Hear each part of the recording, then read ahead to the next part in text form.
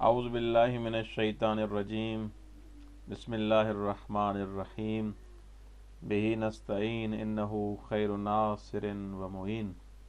درس پنجم مضارع. این درس به چگونگی ساخت صیغه‌های مختلف فعل مضارع با بهای ثلاثی مجرد خواهد پرداخت۔ یہ درس جو ہے جیسا کہ آپ جانتے ہیں فعل مضارع کے بارے میں ہے۔ اس فعل مضارع کے بارے میں ہم نے جو پہلے بھی پڑھا ہے، اور دوبارہ میں کیونکہ کافی دن تعطیل کے تھے، چھٹی کے تھے، اسی وجہ سے اس درس درس پنجم کو میں دوبارہ اس کا تکرار کر رہا ہوں، اس کو ریپیٹ کر رہا ہوں۔ اسی لیے اس کو غور سے سنیں اور اس کا زیادہ تکرار کریں، اس کو زیادہ ریپیٹ کریں۔ مضارع کے لیے جیسا کہ آپ یہ عبارت بھی دیکھ رہے ہیں، آپ کی سہولت کے لیے اس کو اس انداز سے پیش کیا جا رہا ہے۔ این درس میں چگونگی ساخت صیغه‌های مختلف فعل مضارع با بهای ثلاثی مجرد خواہد پرداخت۔ اس درس میں ہم یہ پڑھیں گے کہ فعل مضارع کے جو مختلف صیغے ہیں، جیسا کہ آپ جانتے ہیں فعل مضارع کے 14 صیغے ہیں، ثلاثی مجرد کے جو باب ہے اس میں کیسے ان صیغوں کو بنایا جائے، اس درس میں ہم یہ پڑھیں گے انشاءاللہ العزیز۔ فعل مضارع فعلی است که بر تحقق کار یا رخ دادن حالتی در زمان حال یا آینده دلالت دارد۔ فعل مضارع کے پہلے آگا ڈیفینیشن کر رہے ہیں۔ فعل مضارع ایسا فعل ہے جو کسی کام کے تحقق یا کسی حالت کے ہونے پر زمان آئندہ پہ دلالت کرتا ہے۔ یعنی فعل مضارع ایسا فعل ہے جو بتاتا ہے کہ یہ تحقق کار یعنی یہ کام ہوا ہے یا یہ حالت ہوئی ہے، نہیں بلکہ ہوگی۔ ماضی میں ہم کیا کہتے تھے؟ یہ کام ہوا، یعنی مثلا کہتے تھے ضرب یعنی مارا، گزر گیا، وہ زمانہ گزر گیا، وہ کام گزر گیا۔ لیکن یہاں پر برتحقق کار ایک کام کے ہونے پر یا ایک حالت کے ہونے پر در زمان حال یا آئندہ زمان میں، فیوچر میں، مستقبل میں آپ کو یہ کام ہوگا آپ کا، یا یہ ایسی حالت ہوگی، یہ مریض ہوگا، یہ صحیح ہوگا، یہ کربلا جائے گا، یہ نماز پڑھے گا، ہاں اس کو مثلا نوکری ملے گی۔ یہ کیا ہے؟ یہ ماضی کی خبر نہیں دے رہا، یہ آپ کو جو خبر دی جا رہی ہے، کہاں کی خبر دی جا رہی ہے؟ مستقبل کی۔ ٹھیک، در این درس به شیوه ساخت چهارده صیغه آن می‌پردازیم۔ اس درس میں ہم پڑھیں گے کہ بلاخر یہ 14 صیغے فعل مضارع کے کیسے بنائے جاتے ہیں۔ ساخت یعنی بنانا، چہاردہ یعنی وہی 14۔ صیغہ اول مضارع ثلاثی مجرد بر یکیت سے وزنس۔ توجہ کریں، فعل مضارع مجرد کو تو آپ پڑھ کے ہیں، مجرد کسے کہا جاتا ہے؟ فعل مضارع ثلاثی مجرد، ثلاثی اسے کہتے ہیں جس کے 3 حرف اصلی ہوں۔ بس فعل مضارع جو ثلاثی ہے، جو 3 حرفی ہے، وہ ان 3 وزنوں میں سے کوئی ایک ہوگا۔ بر یکی اس سے وزنس، ان تینوں وزنوں میں سے کوئی نہ کوئی ایک ہوگا اگر فعل مضارع ثلاثی مجرد ہے۔ میری بات پہ توجہ ضرور کیجیے گا۔ یفعلو کے وزن پہ ہوگا، یا یفعلو کے وزن پہ ہوگا، یا یفعلو کے وزن پہ ہوگا۔ لہذا آپ کو ایک چیز یاد کرنی چاہیے کہ فعل مضارع مجرد ثلاثی مجرد کا جو صیغہ ہوگا اس کے عین پر یا زبر ہوگی، یا کسرہ ہوگی، یا ضمہ ہوگا۔ یہ چیز یاد کر لیں آپ۔ یفعلو کے وزن پر ہوگا، یا یفعلو کے وزن پر ہوگا، یا یفعلو کے وزن پر ہوگا۔ یفعلو کے یا یفعلو کے یا یفعلو کے۔ مثال بھی دے رہے ہیں، جیسے یعلم، یعلم وہ جانتا ہے، یرجو، یعلم جانے گا۔ آپ مستقبل کی معنی کریں، کیونکہ آپ آگے انشاءاللہ پڑھیں گے کہ فعل مضارع استمرار پر بھی دلالت کرتا ہے، حال کی معنی بھی دیتا ہے. یہ انشاءاللہ پڑھیں گے، پہلے بھی پڑھ چکے، دوبارہ اس کو ریپیٹ کر رہے ہیں. یرجعو، ایک انسان گیا ہے کربلا، ہاں تو اس کے لیے کہتے ہیں یرجعو، برمی گردد، وہ واپس پلٹے گا، واپس آئے گا. یطہرو، یطہرو، کوئی چیز نجس ہے مثلا، آپ کہتے ہیں کہ انشاءاللہ کوئی کہتا ہے یہ کب پاک ہوگا، کب یہ نجاست اس کی ختم ہوگی، تو آپ اس کو کہیں گے یطہرو، پاک ہو جائے گا. اگر اس کو پانی سے دھویا جائے تو پاک ہو جائے گا. یہ 3 سیگے آپ نے پڑھے. اب آپ کو پورا جدول پڑھایا جا رہا ہے، پورا جدول سامنے دیکھ رہے ہیں. یہ جدول دیکھیں، یہ غائب، یہ مخاطب، دیکھ رہے ہیں، یہ مخاطب، یہ متکلم. ٹھیک، اس غائب کے پھر 2 حصے ہیں. اس کی جنسیت یا مذکر ہوگی یا مؤنث. پھر مذکر میں دیکھیں مفرد، مثنی، جمع. اسی طرح مؤنث میں مفرد، تثنیہ، جمع. بس غائب کے ٹوٹل کتنے سیگے ہو گئے؟ 6. 3 مذکر کے، 3 مؤنث کے. بس غائب، مذکر، مفرد، یا مفرد مذکر غائب، ایسے پڑھے تو بہتر ہے. مفرد مذکر غائب کا پہلا سیگا، بلکہ مضارع کا پہلا سیگا کون سا ہے؟ یفعلو. اگر عین پر فتحہ ہے، عین پر کسرہ ہے تو یفعلو، عین پر ضمہ ہے تو یفعلو. اسی مفرد مذکر سے اب آتے ہیں تثنیہ، یفعلان، یفعلان، یفعلان. بس یہ ڈیفرنٹ کہاں ہے؟ عین کے کسرے، ضمے اور فتحہ سے، ورنہ تثنیہ وہی ہے. اسی طرح جمع، یفعلون، یفعلون، یفعلون. ٹھیک، یہ جو 3 سیگے ہیں، درواقع سیگا ایک ہی ہے، لیکن آپ کو مفرد ڈفرنٹ طریقے سے ویسے سمجھایا جا رہا ہے کہ عین پہ کسرہ ہوگا تو ایسے پڑھیں گے، عین پہ ضمہ ہوگا ایسے پڑھیں گے. تثنیہ ہے تو یفعلان ہے، سارے میں، سب میں یفعلان، یفعلان، یفعلان، آخر میں الف اور نون کا اضافہ کیا گیا ہے. لیکن آپ کو سمجھایا جا رہا ہے کہ یفعلان میں بھی تثنیہ ایسے بنے گی، یفعلان میں بھی تثنیہ ایسے بنے گی، یفعلان میں بھی تثنیہ ایسے بنے گی، اور جمع کے بھی ایسے ہیں، یفعلون، یفعلون اور یفعلون.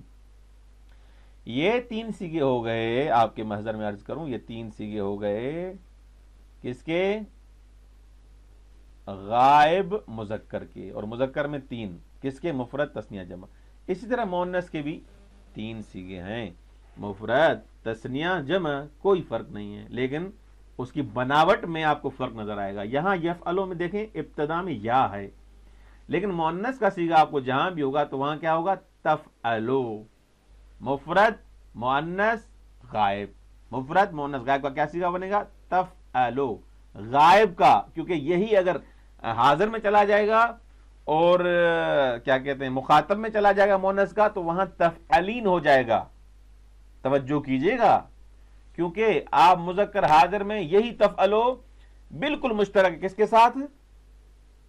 مؤنث غائب کے ساتھ. انشاءاللہ پڑھتے ہیں تفعلو، تفعلو، تفعلو.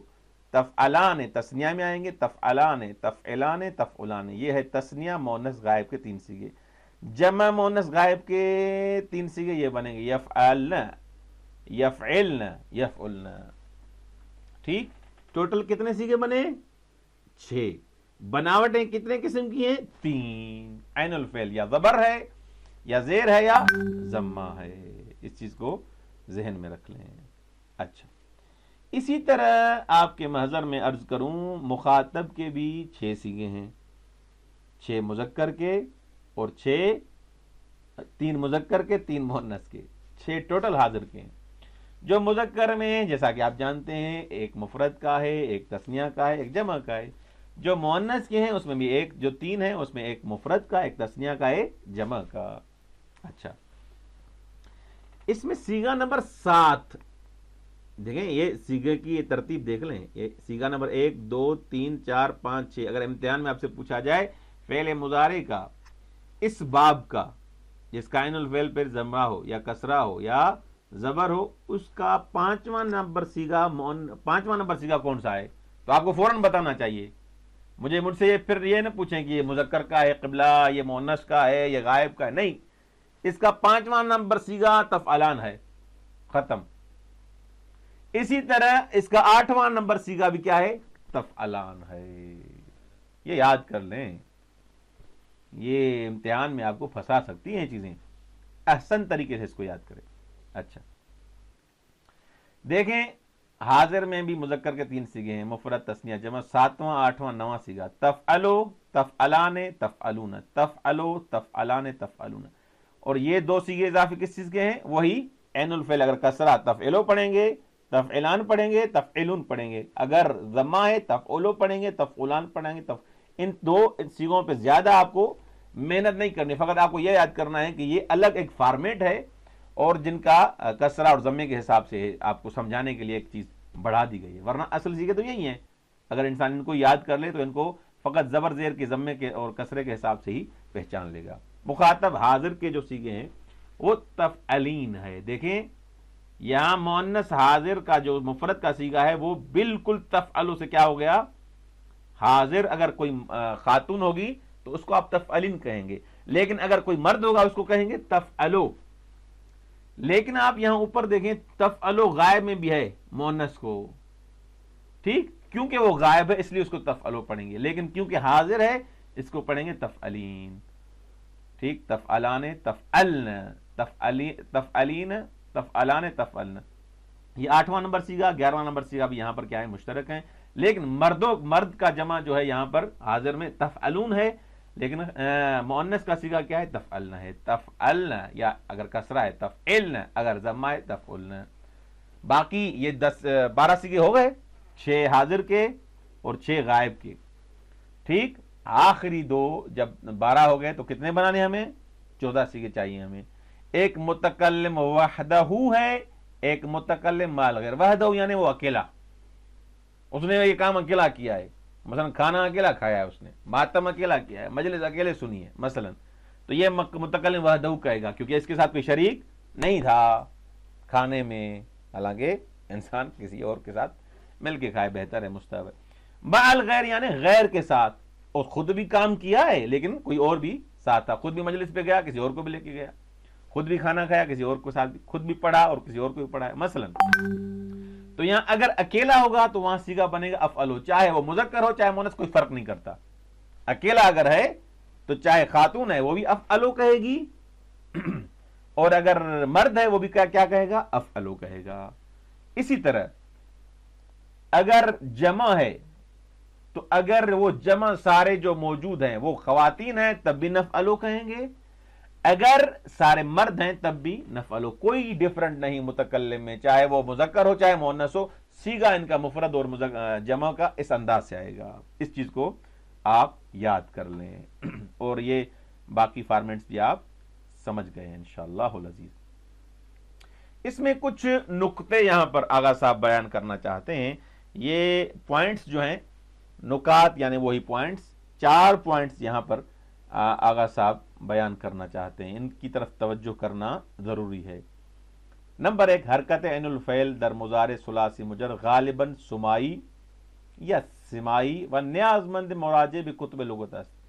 ये जो आप मसलन कहते हैं कि सुलासी मुजरद में ये जो ऐनुल फ़ैल की जो हरकत है, आपने किससे सुना कि ज़रबा की रा को फतहा हो, नसरा के साथ को फतहा हो, आलिमा के ऐन को कसरा हो, ये आपको किसने कहा ऐसे पढ़े? भाई अक्सर जो है ये क्या है, सिमाई है। हमने अरबों से सुना है कि वो अलिमा के लाम को कसरा से पढ़ते हैं, ज़रब के रा को जबर से पढ़ते हैं, शरफ के रा को जमे से पढ़ते हैं। इसीलिए हम क्या करेंगे कि इसके रा को, इसके ऐनुल फ़ैल को कैसे पढ़ें, किस किताब की तरफ रुजू करेंगे, उसको आपको ये एक टिप दे रहे हैं, एक रेफरेंस भी दे रहे हैं जरा कि कुतुब लुगत अस्त, मुराजिब कुतुब लुगत अस्त। जरूरी है कि आप कहां रुजू करें इसके लिए कि इसके ऐनुल फ़ैल को क्या पढ़ा जाए, लुगत की किताबों को आपको पढ़ना पड़ेगा। अच्छा, दूसरा नुक्ता जो है वो ये है कि सीगा चहारुम व हफ्तुम फ़ेल मुजारे, फ़ेल मुजारे का चौथा सीगा वही कौन सा है, ये तफ़अलो, मुफरद मुअन्नस गायब का तफ़अलो। और कौन सा सीगा, सातवां सीगा कौन सा कह रहे हैं, तफ़अलो। जैसे मैंने आपको कहा ये दोनों एक जैसे हैं ना, ये भी तफ़अलो है ये भी तफ़अलो, लेकिन ये मुज़क्कर है वो मुअन्नस है, ये हाजिर है वो गायब है। ठीक, ہم شکل ہستم، یہ دونوں کیا ہیں؟ ہم شکل ہیں. ہم چن سیگا ہے پنجم ہشتم و یازدم مشابہ یک دیگر ہستن. اسی طرح سیگا نمبر 5 8 اور 11 یہ بھی کیا ہیں؟ ایک دوسرے کے مشابہ ہیں. دیکھیں 5 کیا ہے؟ تفعلان. 8 کیا ہے؟ تفعلان. 11 کیا ہے؟ یہ 11 ہے نا، 11 بھی کیا ہے؟ تفعلان. ٹھیک. تیسرا نقطہ کیا ہے اس درس کا؟ وہ یہ ہے کہ بے چہار حرف یا تا حمزہ نون، یہ چار حرف ہیں کہ ہنگام ساخت مضارع بے ابتدا یان افزود شدیان، یہ جب بھی آپ مضارع کوئی بنائیں گے تو اس مضارع کی ابتدا میں یہ چار صیغے آئیں گے، یہ چار حرف بلکہ آئیں گے، چار حرف آئیں گے. ان حروف مضارع کو کیا کہا جاتا ہے؟ ان کو حروف مضارعہ کہا جاتا ہے، یا ان کو حروف عطین کہا جاتا ہے. حروف عطین، آپ سے اگر پوچھا جائے حروف عطین کون سے ہیں؟ یا تا الف نون. حروف مضارعہ کون سے ہیں؟ یا تا الف نون. اچھا، چوتھا نمبر نقطہ کیا ہے؟ چوتھے نمبر نقطے میں آگا کہتے ہیں در فعل مضارع حرفی کے بلا فاصلے بعد از لام الفعل قرار می گیرد ضمیر است. فعل مضارع میں جو لام الفعل ہوتا ہے، آپ کو پتا ہے لام الفعل کیا ہوتا ہے؟ فا الفعل، عین الفعل، لام الفعل، یہ تین حرف جو ہوتے ہیں اس کہتے ہیں فا الفعل، عین الفعل، لام الفعل میں جو تیسرا حرف ہوتا ہے اس کو لام الفعل کہا جاتا ہے.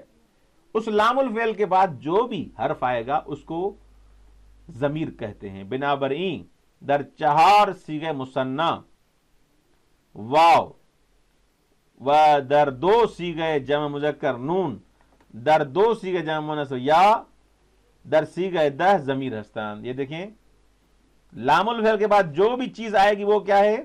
ضمیر ہے. یہ دیکھیں یفعلو لام الفعل لام ہے، واو کیا ہے؟ یہاں ضمیر ہے. ٹھیک. نون کیا ہے؟ ضمیر ہے. یہاں واو کیا؟ ضمیر ہے.